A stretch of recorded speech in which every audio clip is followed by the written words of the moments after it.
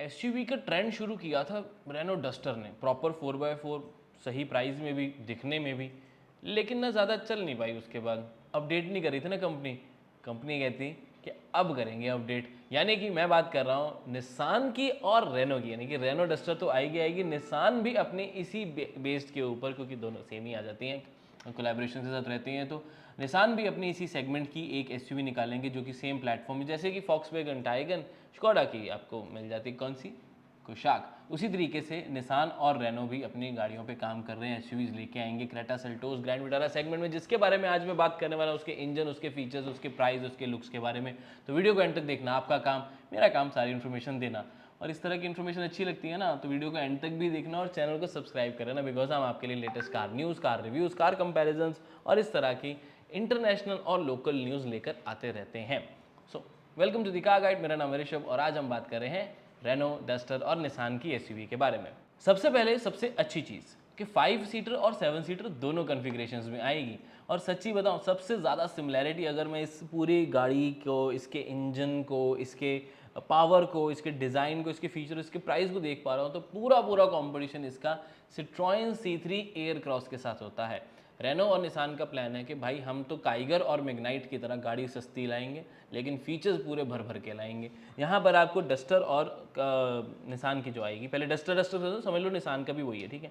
Duster में अगर आप इसके लुक्स ध्यान से देखोगे तो आपको एलईडी डीआरएस तो नजर आएंगे जो कि बहुत ही स्टाइलिश लग रहे हैं, लेकिन साथ में देखेंगे तो आपको रिफ्लेक्टर बेस्ड हेडलैम्प सेटअप मिलेगा, फॉग लैम्प्स आपको नॉर्मल मिलेंगे। तो बहुत ज़्यादा एक एलईडी ट्रीटमेंट इन्होंने किया नहीं है, लाइट्स में जरूर करेंगे, बट हाँ कहीं ना कहीं आपको स्किड प्लेट है, इसकी फॉग लैम्प्स हैं, इसकी लाइट्स हैं, और इसका जो ओवरऑल फिलॉसफी है वो सिट्रोइन C3 एयर क्रॉस से लेती नजर आएगी कि एलईडी डीआरएल सेक्सी दे दो, लेकिन बाकी डिज़ाइन थोड़ा सा आउटडेटेड दे दो।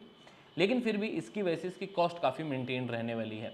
उसके अलावा बड़ी एसयूवी वाली लुक आएंगे, हुड देखो कितने ज़्यादा क्रीजेस के साथ आ रहा है, तो डेफिनेटली लोग इसे प्रेफर तो करेंगे ही करेंगे।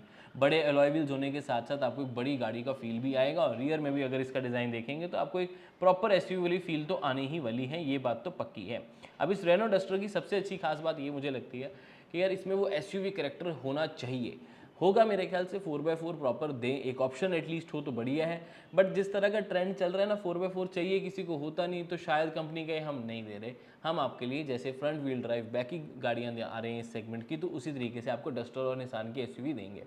इंजन 1 लीटर का टर्बो पेट्रोल और 1.3 लीटर का टर्बो पेट्रोल आएगा, 100 PS और 156 है ना, हाँ 156 bhp की पावर जनरेट करेंगे रिस्पेक्टिवली। मैनुअल ट्रांसमिशन होगी 6 स्पीड, और साथ के साथ आपको CVT ट्रांसमिशन भी ऑफर की जाएगी इन दोनों इंजन के साथ। डीजल अनफॉर्चुनेटली नहीं आने वाला है, उसका रीज़न यही है कि डीजल ना किसी को चाहिए, गवर्नमेंट भी कहती है नो नो, कंपनी कहती है नो नो, और लोग भी नहीं कहते कि हमें चाहिए, तो अब डीजल की डिमांड है ही नहीं, तो क्यों ही बात करें। रही बात डीजल इंजन से अच्छा था इसका, एनीवेज 1.5 लीटर का नेचुरली एस्पिरेटेड पेट्रोल इंजन जरूर इनके एक उम्मीदों में है, अभी फाइनल नहीं हुआ है, वो कह रहे हैं कि हो सकता है कि हम बेस वेरिएंट्स के लिए टर्बो चार्ज इंजन की जगह 1.5 लीटर का नेचुरल एस्पिरेटेड इंजन दें। बट मुझे लगता है 1 लीटर का टर्बो 3 सिलेंडर भी ठीक रहेगा।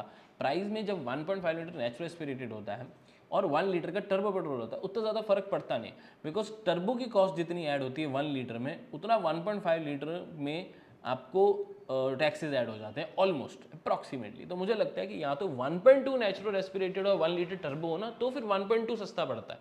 बट अगर आप 1 लीटर टर्बो और 1.5 नेचुरल एस्पिरेटेड देख रहे हो, तो आई थिंक 1.5 नेचुरल एस्पिरेटेड लेने का कोई सेंस बनता नहीं है। 1 litre turbo petrol would be perfect for the base variants as well, but again वो डिपेंड करता है कंपनी कैसे लेकर आती है, बिकॉज इस सेगमेंट में 1 लीटर टर्बो एसयूवी ओहो सोचना पड़ेगा थोड़ा सा, क्योंकि इतना ज़्यादा अच्छे कर नहीं पाते वो इंजन्स। क्योंकि सिट्रॉन C3 में भी देखेंगे तो इंजन तो अच्छा है 3 सिलेंडर, बट 1.2 लीटर है ना, एटलीस्ट पावर अच्छी देता है, चलाने में मज़ेदार है। C3 एयरक्रॉस का ड्राइव रिव्यू नहीं देखा तो उसे ज़रूर चेकआउट कर लें, और इस तरह के ड्राइव रिव्यूज़ के लिए सब्सक्राइब करना ना भूलें अगर पहली बार आए हैं तो। ओके, निसान और रेनो में, डस्टर में 5 सीटर 7 सीटर ऑप्शन होने से ही बहुत बेनिफिट होगा कि जिसको जिस तरह की गाड़ी चाहिए उसे और कहीं ढूंढने की ज़रूरत नहीं होगी, वो रेनो और निसान से ही ले पाएगा। काफ़ी ज़्यादा प्राइसिंग के ऊपर कंपनी काम करने वाली है कि हम ज़्यादा खर्चा नहीं करेंगे, तो फीचर्स भी आपको कुछ वैसे ही मिलेंगे। 10.1 इंचज़ की टच स्क्रीन होगी, 7 इंचज़ का डिजिटल क्लस्टर होगा, 6 स्पीकर सिस्टम होंगे, और साथ में वायरलेस चार्जिंग जैसे फंक्शंस हैं, कनेक्टेड फीचर्स होंगे, USB Type-C पोर्ट्स के साथ साथ क्रूज कंट्रोल होगा। एडैस बाहर तो आता है, ठीक है, इंडिया में कैमरा बेस्ड भी आ जाए तो मेरे ख्याल से बहुत है, रेडार लगा के डेफिनेटली उसकी प्राइस जो है वो बढ़ जाएगी, तो camera based AIDS would be enough I think इसको सही प्राइस करने के लिए। 5 सीटर की बात करें तो 10 लाख के आसपास इसकी प्राइस शुरू करके 15-16 lakh ex showroom would be perfect. CVT है, कोई टॉक नहीं है, और टर्बो 1.3 इज़ फाइन। और अगर हम बात करें इसके दूसरे पार्ट की, यानी कि 7 सीटर मिलेगी, तो उसका एक लाख 1 लाख जो है वो एक्स्ट्रा आप लेके चल सकते हो, बिकॉज डायमेंशंस में मेरे हिसाब से तो कोई चेंज नहीं होगा, जैसे कि हम क्रेटा या अल्काज़ार में देखते हैं। डायमेंशंस में कोई फ़र्क नहीं होगा, गाड़ी वही होगी, जैसे C3 एयरक्रॉस है, प्लेटफॉर्म वही होगा, इस तरह का कोई और एक्सटेंशन नहीं होगा, उसी को 7 सीटर बनाया जाएगा, सेकंड रो को थोड़ा सा कम स्पेस देकर। अब निसान का भी प्लान यही है। अब दिक्कत ये थोड़ी सी आ रही है कि यार पहले कौन लॉन्च करेगा। मेरे हिसाब से तो रेनो डस्टर पहले आएगी, निसान की एसयूवी बाद में आएगी, बट ब्रांड्स दोनों ही मिलकर ये कहते हैं कि भाई हम तो आपके लिए 4 अलग अलग गाड़ियाँ जो है वो प्लान कर रहे हैं। बट प्रॉब्लम एक और है, ये प्लान कब कर रहे हैं? 2025 के मिड के बाद, यानी कि कम से कम 1 साल 3 महीने आपको और रुकना पड़ेगा इन गाड़ियों के लिए, कम से कम। अगर सब कुछ सही ट्रैक पे हुआ तो दिवाली के आसपास 2025 में इन गाड़ियों को ब्रांड्स लेकर आएगा। और मुझे बिल्कुल समझ नहीं आता इतना लेट क्यों, जब इंटरनेशनल मार्केट में रेनो डस्टर ऑलरेडी अवेलेबल है डासिया डस्टर के नाम से। तो कितने ही टाइम लग जाएगा उसकी डेवलपमेंट में।